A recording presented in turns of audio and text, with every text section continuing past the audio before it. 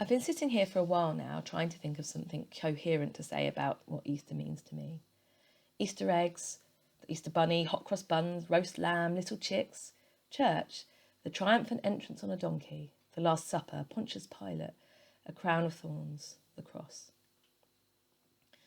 Easter is the most important festival in the Christian calendar, although it elicits a very different response to that of Advent and Christmas. Advent is busy, it is crammed with events and preparations. Christmas brings tidings of joy, hope and peace for the arrival of a baby who will be the world's saviour, the merriment and excitement of gift-giving, feasting and family, and the necessity to repeat much-loved family traditions. Lent and Easter feels so much more sombre, still and reflective. Lent, the waiting time before Easter, feels long and hard. Pancake Day gets long forgotten as we plod through to the end of winter, and as we reach Palm Sunday and Holy Week, there is much anticipation for Easter Day, and spring is usually among us. I find much ritual in Holy Week. It feels very serious. On Good Friday, my dad would rise early and have hot cross buns at the ready, in the hope the rest of the family would be up and ready and out of the house in time for communion at church. We were always late.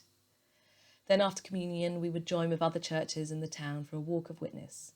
Some volunteers would carry a large wooden cross. We would march, supposedly in silence, through the town on the main road, stopping traffic, to the chapel ruins in the high street. Here we would have a short service. As a small child, it was just something we did. Some of it was exciting, some of it boring, and some of it was fun, mainly because I got to see extended family and eat lots of biscuits. As an older child, it became excruciating. I was so embarrassed. Someone from school was bound to see me. Then what would I say? It's the moment I identify most with Peter's denial of Christ.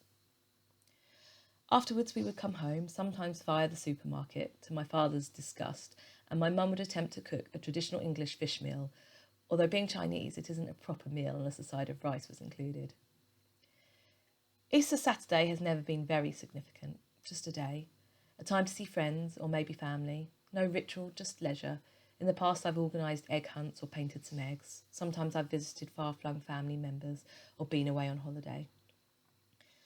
And then finally, Easter Day arrives, and I always awake happy. My dad would rise early and have hot cross buns at the ready, as well as a boiled egg for each family member, with a caricature of our face drawn on each one. Chocolate eggs in mugs sat on the table, all laid out ready in the hope the rest of the family would be up and ready and out of the house in time for church. We were always late. Church on Easter Day is celebratory. Even if it's raining or it's been snowing, you know spring has arrived. Easter heralds in that new life, that season of beginning. After church, it's home for the traditional roast lamb, usually with rice. After that, the day is free. Anything could happen. There can be so much ritual in the run-up to Easter, but in a very different way to Christmas. If I'm at home, I quite like the pattern of the morning. I like to have eggs with caricatures on them. We have hot cross buns and chocolate eggs, and we go to church. We're often late. But I'm not fixed on always being at home with family like Christmas. Easter is not confined to specific family traditions, although we do have some. What does Easter mean to me? Freedom. The long winter has ended and spring is blossoming with opportunity. It is good to experience these times and seasons, and there is freedom.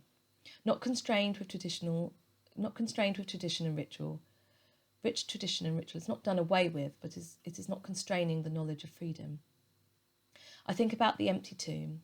I think about the women who came that first Easter Sunday, the rituals they were to perform, and the freedom they received.